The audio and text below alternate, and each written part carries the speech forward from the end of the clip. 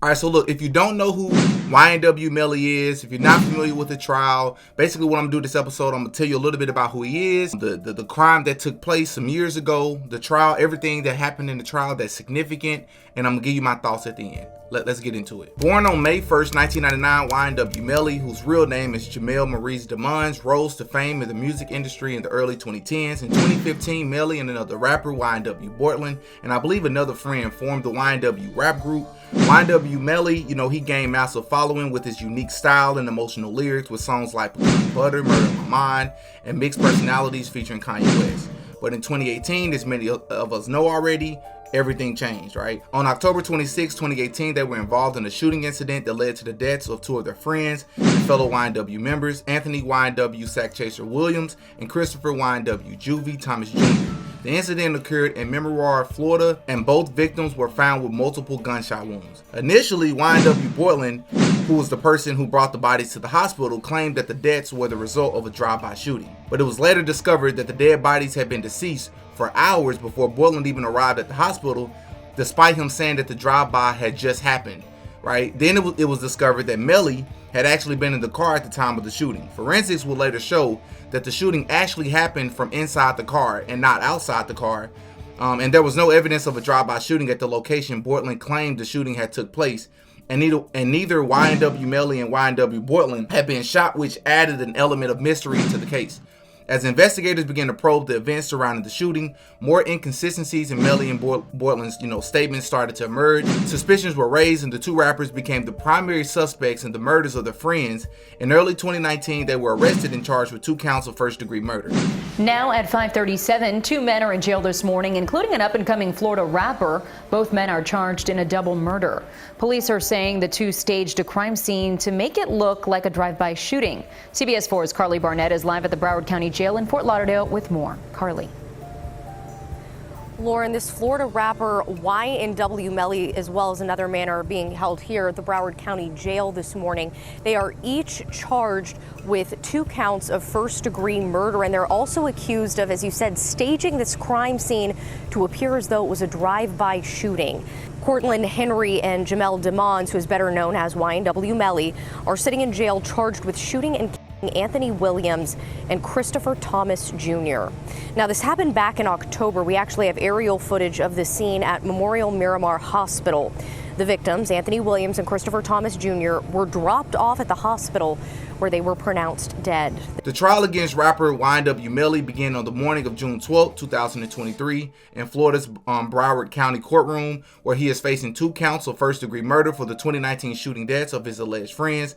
The prosecution built their case on a mountain of evidence, much of it taken from the rapper's social media accounts, personal communications, and witness testimonies. Prosecutors argued that the shooting was not a random drive-by shooting incident, but a planned act carried out by YNW Melly and YNW Bortland. During prosecutor Christine Bradley's opening statement, she alleged that Fredro Bang, which is another popular rapper from Louisiana, picked up Melly in a vehicle after he allegedly committed the double homicide. Prior to trial in January, Fredro Bang, whose real name is Frederick Givens, released a statement through his attorney stating, quote, "Mr. Givens does not intend to cooperate with the prosecution on this case." Okay. Just a week into the trial on June 20th, Broward County Circuit Judge John Murphy denied YNW Melly's motion for a mistrial. The motion for a mistrial came from YNW Melly's legal team after his lawyer alleged the case was quote-unquote tainted after Felicia Holmes, the mother of Melly's ex-girlfriend, was allowed to take the stand and give her testimony. Both the prosecution and defense teams argued over Holmes' testimony. The defense didn't want Holmes to take the stand, while the prosecution argued Holmes needed to discuss the original police statement she gave in 2018, in which she claimed Melly spoke to Holmes' daughter about the night of the murders, right? She did eventually take the stand and completely change her tone from her 2018 statement she gave and basically she defended Melly, not suspicious at all. And then investigators found that Melly's own songs contained lyrics that hinted at his involvement in the suggesting a possible confession through his music. So the defense was pushing for a mistrial after suggesting that the prosecution did not have enough evidence to present, after things such as Snapchat memories and Melly's single, Murder on My Mind could not be used during the trial. Prosecutors accused YNW Melly of being associated with the Blood Gang, which they claimed was the motive for the murder of his two friends. They also claimed that it was about money, and that if his two friends were out of the way, right, Melly would be able to make more money off the name of YNW brand. And to back up this claim, the prosecution obtained 123 text messages between GBK gang members, which are Blood members, that mentioned high-profile rappers like Young Thug, Boosie, French Montana, Juice Santana, Quando Rondo, and a lot more people. During the trial on January 28th, crime scene detective Sergeant Christopher Williams was called to the witness stand, where he claimed the bullets that the two victims were not a result of a drive-by shooting. According to this lead detective, the shooting happened from somebody inside the car. Williams came to this conclusion after recreating the crime scene. He also mentioned the angles of the bullets entering the victims' bodies as evidence, right? Sergeant Williams' testimony was significant because it aims to debunk Melly's original claim that a quote-unquote drive-by shooting had took place, right? Gunshot wound stippling was also found on the victims, which is a pattern of small round circular marks caused by burned particles of gunpowder and soot that spray the skin near the entrance of the wound when a weapon is discharged. So in other words, the gun was extremely close to the victims when it was discharged. Forensics also showed the angle of the bullets and the place in the vehicle where the bullets came from, which is the same place in the vehicle that Melly can be seen on camera, as you can see here, getting into the car. Forensic also showed that there was someone sitting in that same spot when the shooting happened,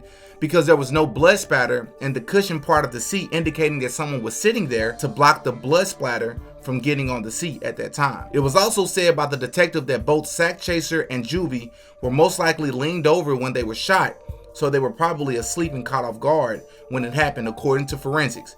The prosecution and defense spent multiple days arguing if Melly's phone actually belonged to him or not, because the bill is quote unquote in his mother's name, but it was clear from the beginning that the phone was Melly's, bro. I mean, cut it out. It was eventually determined that the phone did in fact belong to Melly by way of text messages, Snapchat messages, hundreds of selfies, and even him referring to the phone as his phone when talking to his mother during a jailhouse phone call. Prosecution pointed out that they never got to speak to Melly or test him for gun residue the night of the murder because he was nowhere to be found. No weapon was ever discovered, and because YNW Portland was the only person to speak to police that night, he was the only one tested for GSR. At one point, one of Melly's friends testified, saying that Melly actually changed vehicles during the car ride home and got into the red Mitsubishi with them, but no evidence supports this claim at all. In fact, phone records show that the car Melly and his three other friends are seen getting into on camera outside of the music studio drove to the middle of nowhere without stopping to some secluded area where the shooting allegedly took place.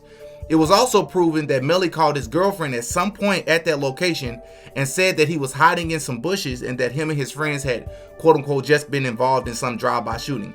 Not only that, but the phone records also tracked Melly's steps, where it was shown that he took more than 1,400 steps at this same location. So how could he have gotten into the car and, went back with his friends to his house in the red Mitsubishi if it's shown that he was taking steps at this location? Investigators not only found gunshell casings at that same location, but those same gunshell casings matched the one gunshell casing that was found in the car floor at the same place where Melly was seen on camera getting into the car. The same bags that everybody can be seen on camera wearing getting into that vehicle was also never recovered. Like, what happened to the bags, bro? Trayvon Glass, another friend of Melly's who rode in the red vehicle, also testified, and it was clear he didn't want to be there. But he was basically forced to because, he was afraid he may go back to jail because he's out on bail for another crime. This guy literally admitted that Melly did in fact change clothes by the time they saw him come home that night. I mean, if you think about it, this is a major deal because for the last 4 years, all of Melly's friends that were out with them that night have been dodging the police because they don't want to be deemed as a snitch, right?